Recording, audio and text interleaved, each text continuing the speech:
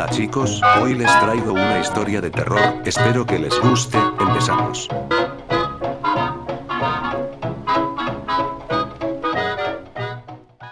El castillo del príncipe de Tolfi estaba edificado en la cumbre de la alta y escarpada roca de Esquile, y dominaba un espléndido panorama de Sicilia en toda su grandeza. Allí eran confinados, durante las guerras de la Edad Media, cuando las feroces llanuras de Italia eran devastadas por facciones hostiles, aquellos prisioneros por cuyo rescate se pedía un elevado precio. Allí también, en una mazmorra excavada en la sólida roca, era emparedada la víctima perseguida por la venganza. Por la vehemente, bárbara e implacable venganza de un corazón italiano. Vivencio, noble y generoso, audaz en la batalla y orgullo de Nápoles en sus soleadas horas de paz, el joven, el valiente, el orgulloso Vivencio cayó bajo aquel sutil y desalmado espíritu. Era prisionero de Tolfi, y languidecía en aquella mazmorra rodeada de roca, que se erguía solitaria y cuya puerta nunca se abría dos veces para un prisionero vivo. Semejaba una amplia jaula, ya que el techo y el suelo eran de hierro, sólidamente forjado y espaciosamente construido. En lo alto había una hilera de 7 ventanas enrejadas, protegidas por escálamos macizos del mismo metal, que proporcionaban la luz y el aire. Excepto aquellas ventanas, y la alta puerta de 2 hojas debajo de ellas, que ocupaba el centro, ninguna grieta, ningún hueco, ningún saliente interrumpía la lisa superficie negra de las paredes. En uno de los rincones había un catre de hierro, con una capa de paja, y junto a él una vasija con agua y un plato tosco lleno de safia comida. Incluso la intrépida alma de Vivencio se estremeció de horror al penetrar en aquella mazmorra y oír cómo eran echados los 3 cerrojos de la maciza puerta por los silenciosos rufianes que le habían conducido hasta allí. Su silencio parecía un presagio de su suerte, de la tumba que había sido preparada para él. Sus amenazas y sus súplicas, sus indignadas apelaciones a la justicia y sus impacientes preguntas acerca de sus intenciones, resultaron igualmente inútiles. Los rufianes escucharon, pero no hablaron. Dignos ministros de un crimen que tenía que ser mudo. Cuán desalentador fue el sonido de sus pasos al retirarse. Y, mientras sus débiles ecos morían a lo largo de los tortuosos pasadizos, un horrible presagio creció dentro de él, anunciándole que nunca más vería un rostro humano, que nunca más oiría una voz humana, ni siquiera en son de amenaza. Había visto seres humanos por última vez. Y había dirigido su última mirada al brillante cielo, y a la sonriente tierra, y a un hermoso mundo amado por él y del que había sido favorito. Aquí estaba para terminar su vida, una vida que apenas había empezado a gozar. ¿Y por qué medios? ¿Por el veneno? ¿Por un ataque asesino? No, ya que en tal caso no era preciso traerle aquí. El hambre, quizás 1000 muertes en una. Era terrible pensar en ello, pero más terrible era aún imaginar largos, muy largos años de cautiverio en una soledad tan aplastante, una soledad tan abrumadora, que el pensamiento, por deseo de compañía, se perdería en la locura o se estancaría en la idiotez. No podía pensar en escapar, a menos de que poseyera la facultad, con sus manos desnudas, de partir en pedazos las macizas paredes de hierro de su calabozo. No podía esperar la libertad de la misericordia de su enemigo. Su muerte inmediata no era el objetivo de Tolfi, ya que podía haberla infligido, y no lo había hecho. En consecuencia, era evidente que estaba reservado para algún esquema premeditado de sutil venganza. ¿Y qué venganza podía superar en diabólica malicia la lenta muerte por hambre, o la más lenta todavía del encarcelamiento solitario hasta que la última chispa de vida se apagara, o hasta que la razón se extraviara, y nada quedase por perecer aparte de las funciones animales del cuerpo? Atardecía cuando Vivencio entró en la mazmorra, y las sombras de la noche la envolvieron en una oscuridad total, mientras la recorría de un lado a otro, dando vueltas en su mente aquellas horribles premoniciones. Ningún tañido de campanas procedente del castillo o de cualquier iglesia o convento cercano llegó hasta su oído para informarle del paso de las horas. Con frecuencia se paraba y tendía el oído, tratando de captar algún sonido que revelara la proximidad del hombre. Pero la soledad del desierto, el silencio de la tumba, no eran tan profundos como la opresiva desolación que le rodeaba. Se le cayeron las alas del corazón y, abatido, se tumbó sobre el lecho de paja. Paulatinamente, el sueño fue borrando la conciencia de su desgracia. Y el mismo sueño hizo flotar su espíritu hacia escenas que en otro tiempo fueron brillantes realidades para él, haciéndole olvidar que era el prisionero de Tolfi. Cuando despertó era de día, pero ignoraba cuánto tiempo había estado durmiendo. Podía encontrarse en las primeras horas de la mañana, o avanzado el mediodía. La única medida de que disponía eran la luz y la oscuridad. Había sido tan feliz en su sueño, entre amigos que le amaban, que en los momentos inmediatamente posteriores a su despertar su mente desconcertada pareció enfrentarse con su situación por primera vez. Miró a su alrededor con aire de duda, y cogió un puñado de la paja sobre la cual yacía, como si se preguntara a sí mismo qué significaba. Pero la memoria, demasiado fiel a su oficio, no tardó en desvelarle el triste pasado, en tanto que la razón, estremeciéndose en la tarea, exponía delante de sus ojos su terrible futuro. El contraste le dejó anonadado. Permaneció unos instantes lamentando, como una verdad, las brillantes visiones que se habían desvanecido, y retrocediendo del presente, que se pegaba a él como una prenda de vestir emponzoñada. Cuando se tranquilizó un poco, examinó su lóbrega mazmorra. Por desgracia, la luz diurna solo sirvió para confirmar lo que la semipenumbra de la tarde anterior había puesto de manifiesto parcialmente: la absoluta imposibilidad de escapar de allí. Sin embargo, a medida que sus ojos deambulaban de un lado a otro, observó dos circunstancias que excitaron grandemente su sorpresa y su curiosidad. Una de ellas, pensó, podía ser una simple fantasía, pero la otra era positiva. Su vasija de agua y el plato que contenía su comida habían sido trasladados del lugar mientras dormía. La noche anterior estaban junto al catre, y ahora se encontraban al lado de la puerta. Incluso en el caso de que se hubiese sentido inclinado a dudar de aquello, suponiendo que había confundido el lugar donde los viera la noche anterior, no hubiera podido hacerlo, ya que la vasija era de una forma y de un color distintos a los de la otra, en tanto que la comida había sido cambiada por otra de mejor calidad. En consecuencia, había sido visitado durante la noche. Pero, como había entrado el visitante, era posible que durmiese tan profundamente como para no ser despertado por el descorrer y correr de aquellos enormes cerrojos.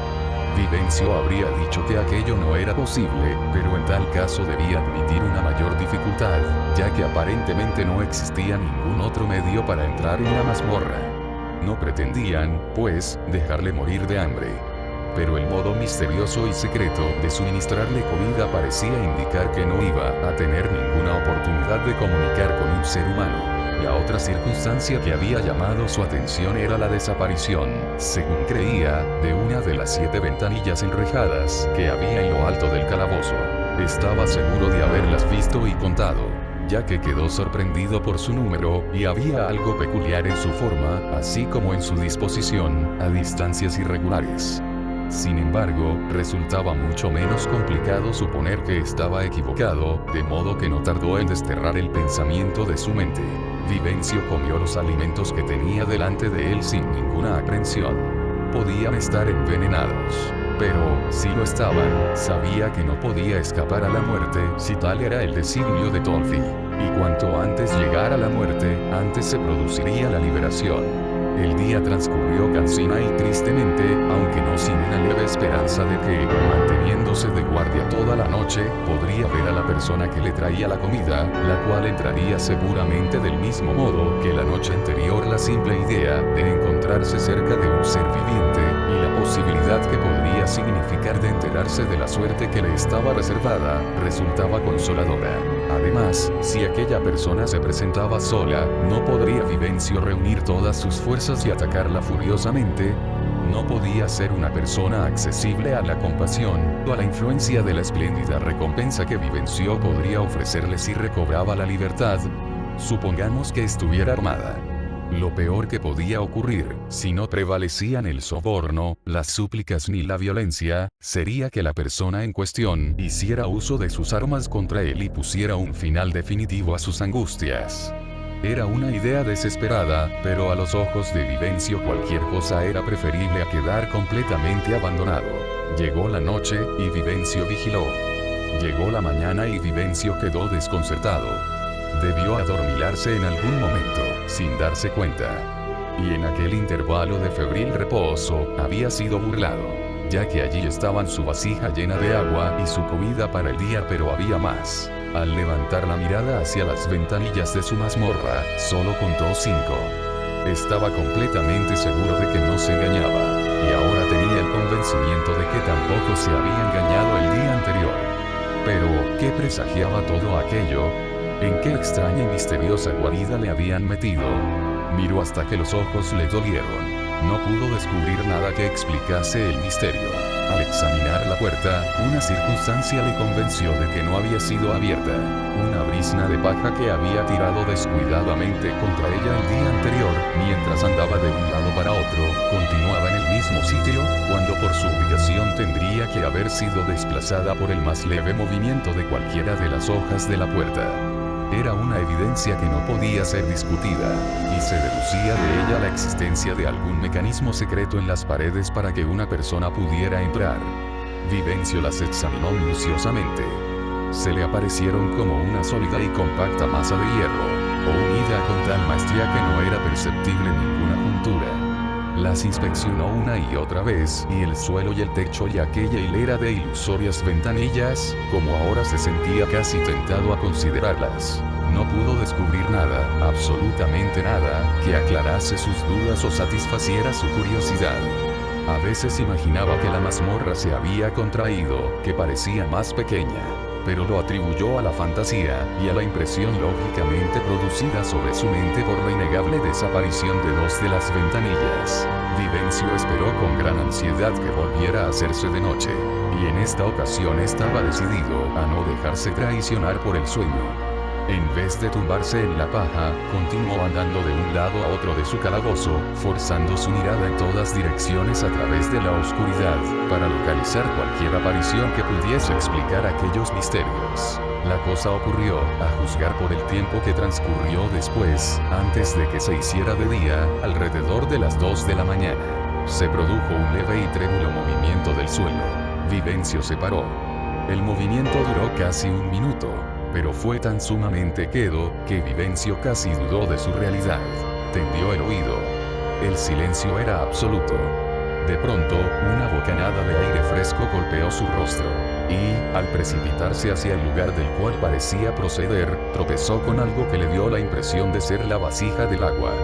La corriente de aire no era ya perceptible, y cuando Vivencio extendió sus manos, se encontró cerca de la pared. Permaneció inmóvil largo rato, pero durante el resto de la noche no ocurrió nada que excitara su atención, a pesar de que ni por un momento relajó su vigilancia.